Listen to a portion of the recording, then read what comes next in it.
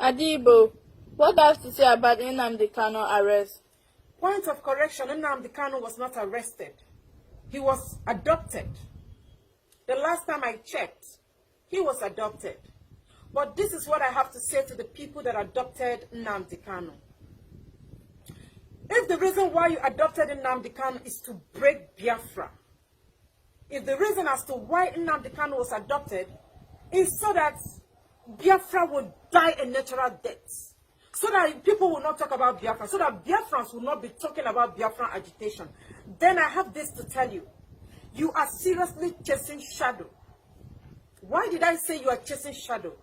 Biafra is a spirit, and spirit doesn't die. We are seed. When you kill one, many more will germinate.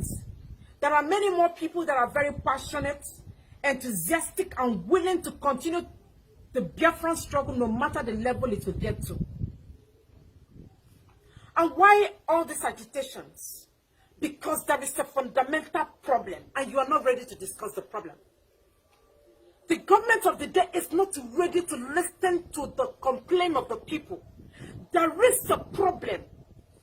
You don't want to provide solution to the problem. You are not ready to discuss with the people. You're not ready to know why this thing is still happening after 50 years. The problem is there, and the agitations will continue.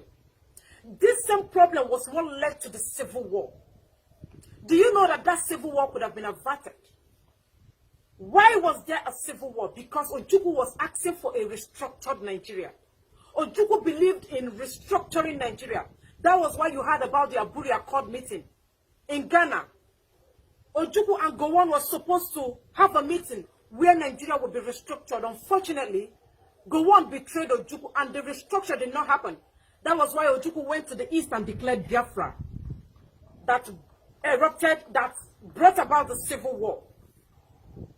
Why? Because Ojukwu believed so much in confederation. Because he had already preempted what is happening today. That was why from Ab Initio he was calling for a restructured Nigeria.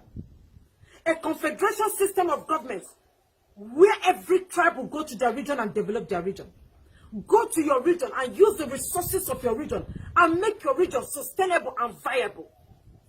A confederation is a system of government where every region will govern, protect their region, have state police, have state army, decide what happened to them, decide their fate, give jobs to their youth, provide electricity, make the roads accessible. That is the kind of government Ojukwu was asking for. Why? Because he knew that this system is not going to favor any woman. Ojukwu knew that the system, this Nigerian system, is not in favor of any woman. 90% of Ndigo are capitalists, and the system, the constitution, the institution called Nigeria does not protect a capitalist, does not encourage a capitalist. That is why you are seeing about all this agitations.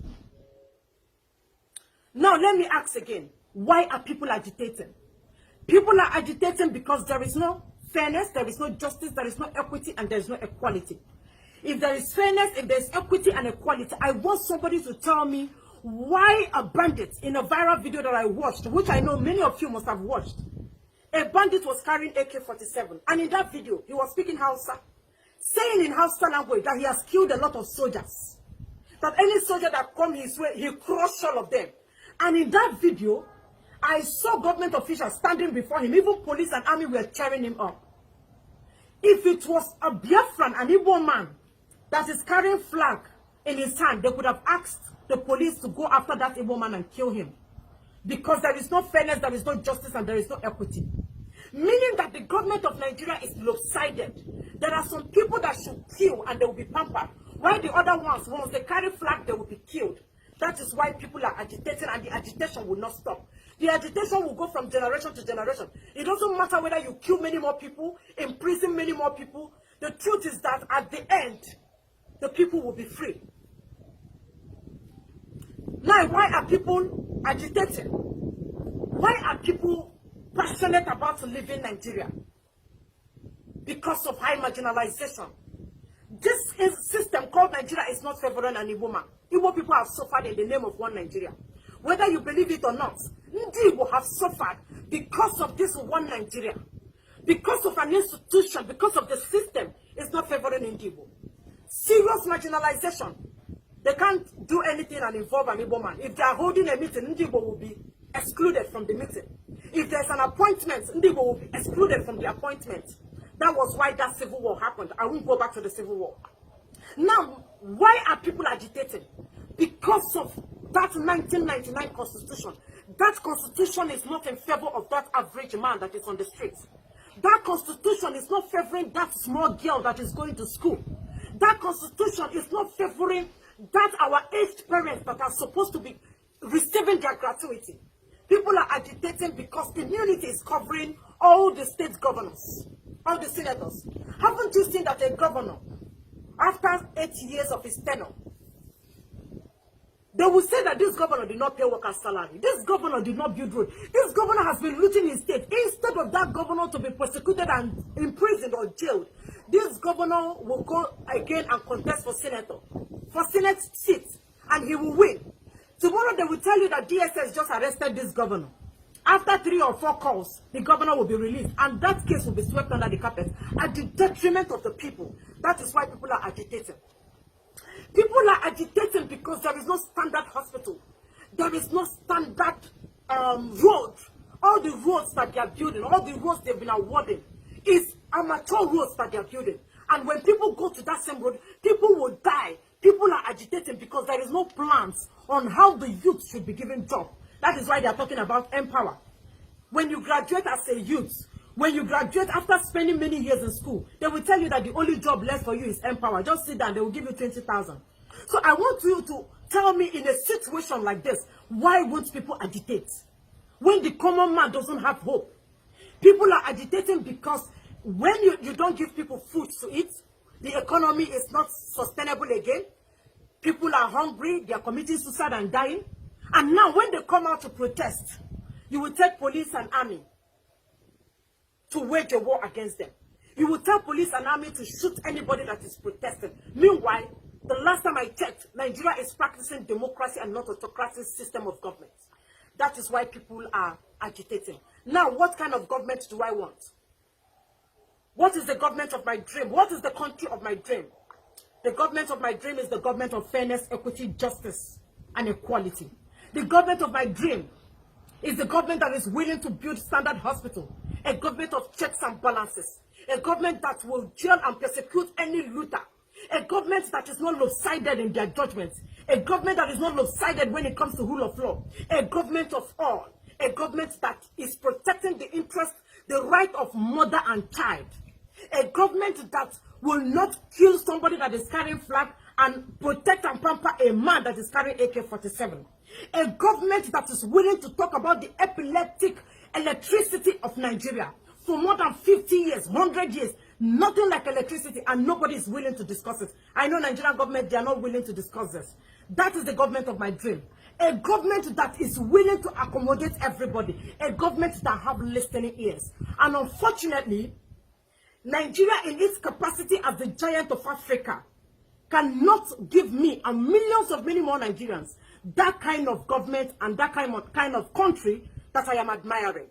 So that is why I am using this opportunity to call on the lawmakers of Nigeria, the senators and the House of Representative members, as a matter of urgency.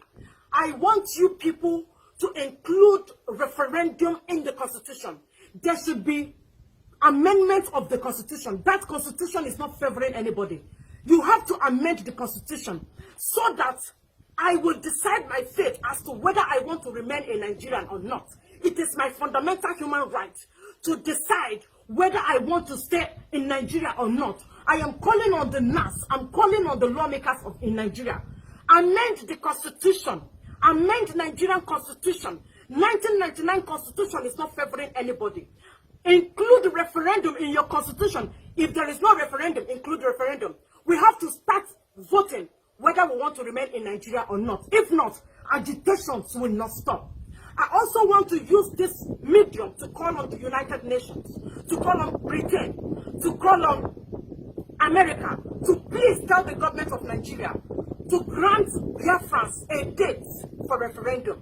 The people want to be free. The people want to go back to their roots. The people want to go back to their land. the people want to claim what belongs to them. And I know there is nothing wrong in protesting, but they kill protesters. They make us to be hungry.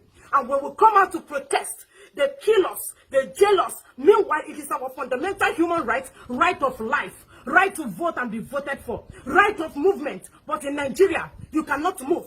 You cannot speak against the Nigerian government. When you speak, DSS will come and arrest you. In most cases, they will kill you. I'm calling on the United Nations. Please, I am begging the UN and America. Nigerians are suffering. They are raping our mothers in the farm. They are killing our sisters. I know in America, the right of mother and child is of a very high priority. You don't joke with mothers and children. But in Nigeria, they joke with mothers and children. They rape our mothers, and the rapers are not persecuted. The people that rape our mothers are not persecuted. That is why I am calling on you to come to Nigeria and tell the government of Nigeria to grant the people a date for referendum. We are suffering, and we cannot continue suffering and smiling. Grant us a date for referendum. It is within our fundamental human right. And stop arresting peaceful protesters. Stop arresting us. You cannot beat a child and ask the child not to cry. You cannot kill us and ask us not to retaliate. We are not willing to retaliate. We are not willing to fight anybody. We are peaceful, loving people who only want to go back to where we come from. We want to go to Biafra land. Give us the opportunity to develop our region. That is all we are asking for.